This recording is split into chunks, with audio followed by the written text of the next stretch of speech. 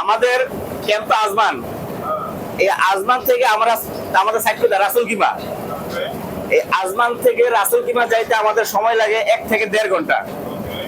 এই 1 থেকে 1.5 ঘন্টার ভিতরে আমরা এখানে যাইতে শুধু মরুভূমি দেখি, কিন্তু শুধু মরুভূমি না, এখানে আরো অনেক সুন্দর সুন্দর কিছু দেখার জায়গা আছে। বিশ্বের ভিতরে সবচেয়ে সুন্দর হলো দুবাই, ইমারতের ভিতরে সবচেয়ে সুন্দর হলো দুবাই। ওই দুবাই থেকে বর্তমানে রাসেল কিমা আরো সুন্দর করতেছে। রাসেল কিমা যখন বিল্ডিং এর কাজ শেষ হয়ে যাবে, তখন মানুষ দুবাই না গিয়ে ওই রাসেল কিমা যাবে।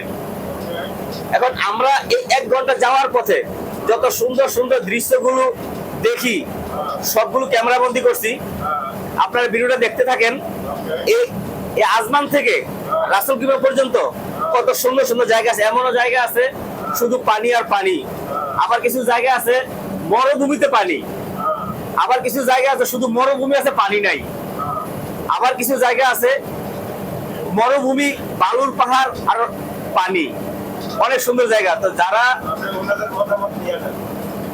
না, আমি বলতেছি যারা রাসেল কিমা, এই আজমান থেকে রাসেল কিমা যান নাই, তাদের জন্য ভিডিওটা, তারা পুরো ভিডিওটা দেখবেন, তাহলে বুঝতে পারবেন এই আজমান থেকে রাসেল কিমার ভিতরে কত সুন্দর সুন্দর জায়গা আছে।